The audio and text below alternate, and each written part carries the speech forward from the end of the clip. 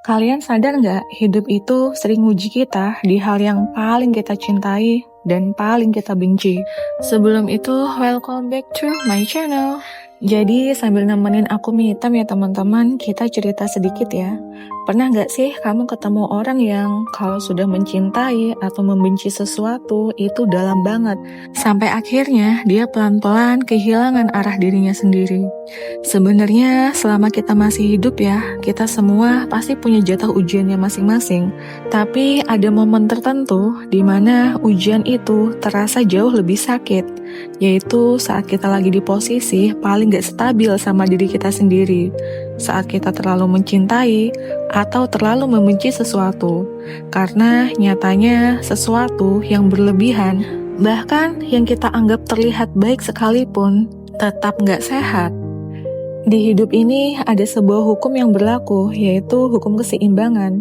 Ketika jiwa seseorang sedang tidak stabil, semesta akan terus ngasih pemantik. Sampai kita sadar kalau kita lagi nggak seimbang. Dan tanpa kita pernah menyadarinya, hidup itu akan selalu punya caranya sendiri untuk menyadarkan kita. Dan kalau kita masih belum juga sadar, pola itu akan terus datang. Dan tanpa kita sadari, kita akan terus mengulang luka yang sama. Dan rasa sakitnya seringkali sebanding dengan seberapa banyak kita menginvestasikan hati dan pikiran kita di situ.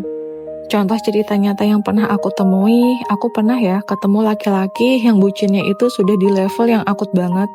Dia mencintai pasangannya secara totalitas, sampai kehilangan akal sehatnya sendiri. Disuruh melakukan hal-hal yang gak masuk akal, dia mau. Disuruh melakukan hal konyol, dia ikut. Bahkan aku sempat mikir ya, mungkin kalau dia disuruh cosplay jadi manusia silver di lampu merah, gak akan dia tolak, saking bucinnya. Dan bikin aku jadi heran sendiri ya, sebenarnya ini lagi cinta atau lagi takut ditinggalin? Giliran dia cinta buta, invest perasaannya besar, alih-alih cintanya berbalas sama, yang ada justru laki-laki tersebut menarik pasangan yang tidak mengerti dia dan suka semau-maunya sendiri. Rasanya seperti dia yang berjalan sendirian di hubungan tersebut, tanpa effort yang sama dari pasangannya.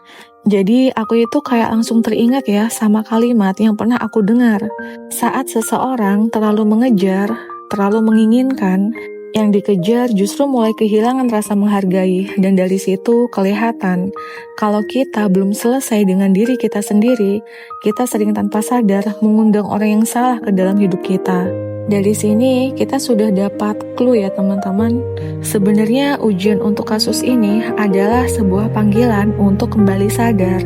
Dan kalau kita belum bisa menghargai dan menyayangi diri sendiri, kita berpotensi besar menarik orang yang salah masuk ke dalam hidup kita. Dan aku punya satu cerita lagi ya teman-teman. Aku punya teman perempuan yang begitu sayang sama suaminya, sampai sewaktu-waktu sebelum semuanya terjadi, dia pernah bilang gini ke aku, bahwa hal yang paling dia takutkan dalam hidup ini adalah kehilangan suaminya. Dia bahkan sempat tanya, kalau aku hidup tanpa suamiku, aku harus bagaimana? Gimana aku ngurus rumah, anak-anak, sendirian? Dia gak bisa ngebayangin bagaimana dia menjalani hidup tanpa suaminya, karena dia merasa suaminya adalah orang paling baik yang pernah dia kenal di hidupnya, dan belum tentu dia akan bertemu dengan laki-laki yang persis seperti suaminya, kalau misal keadaan berubah untuknya.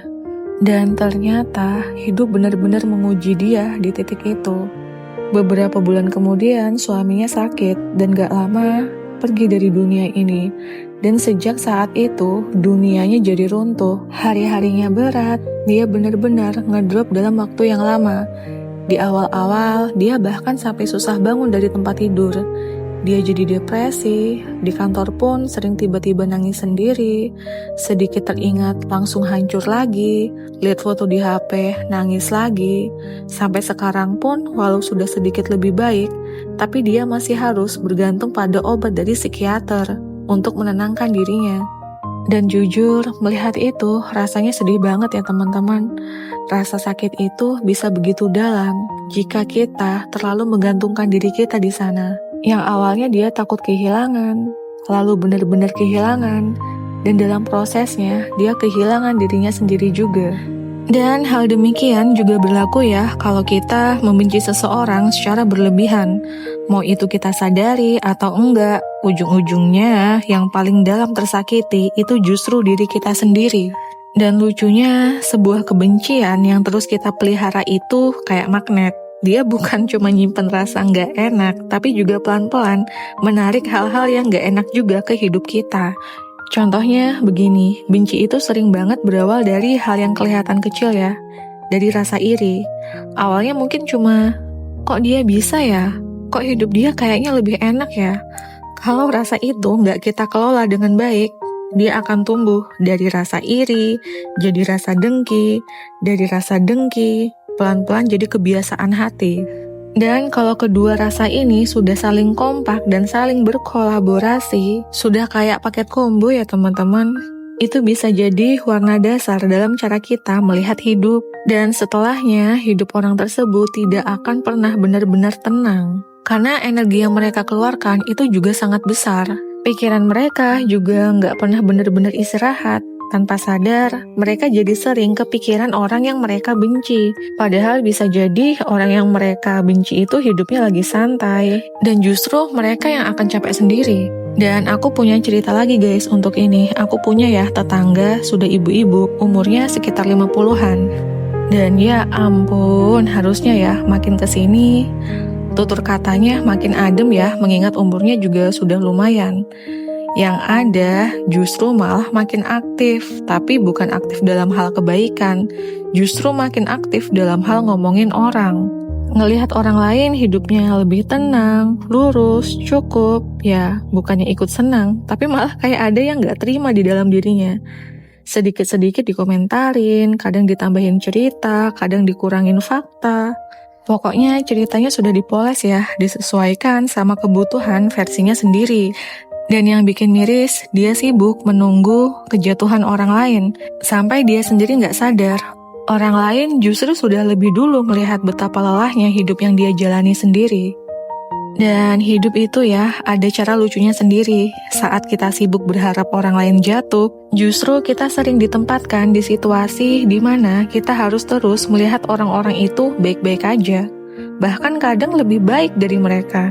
Dan tanpa sadar, orang yang hatinya sudah dipenuhi rasa benci ya, mereka dipaksa berhadapan dengan hal-hal yang mereka benci itu hampir setiap hari. Aku sendiri sering melihat ya, bahwa orang yang hatinya penuh kebencian, iri, dan dengki, pelan-pelan hidupnya juga ikut terasa berat.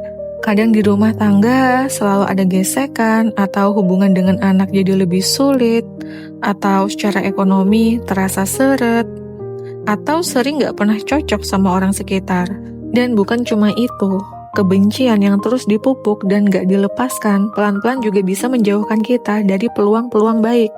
Karena energi yang kita bawa jadi kurang selaras sama hal-hal baik yang sebenarnya mau datang. Dan pada akhirnya, tanpa sadar, mereka sendiri yang menanggung akibat dari cara mereka memperlakukan diri mereka sendiri. Dan endingnya tetap sama ya, entah kamu mencintai seseorang secara berlebihan atau membenci seseorang secara berlebihan, itu akan ngasih rasa tidak bahagia juga pada akhirnya.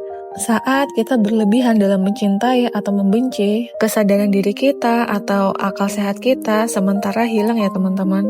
Dan hal ini gak cuma berlaku saat kita terlalu mencintai atau membenci seseorang, tapi juga saat kita terlalu melekat pada hal-hal lain dalam hidup.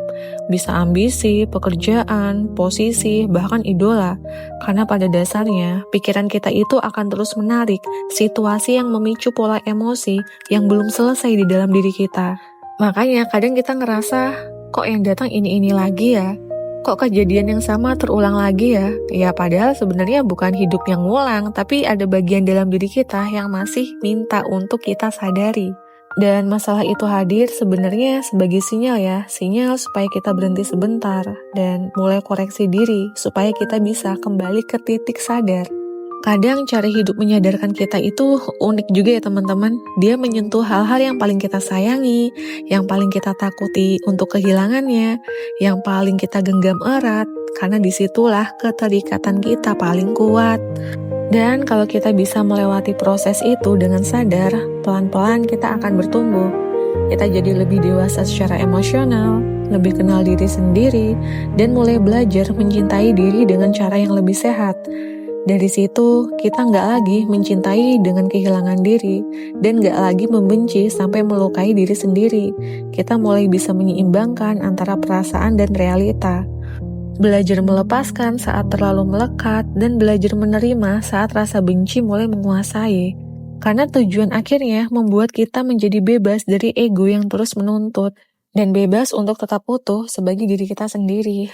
Dan mungkin ini cara hidup untuk mengingatkan kita bahwa yang perlu kita jaga bukan hanya apa yang kita cintai, tapi juga bagaimana kita tetap tidak kehilangan diri kita sendiri di dalamnya.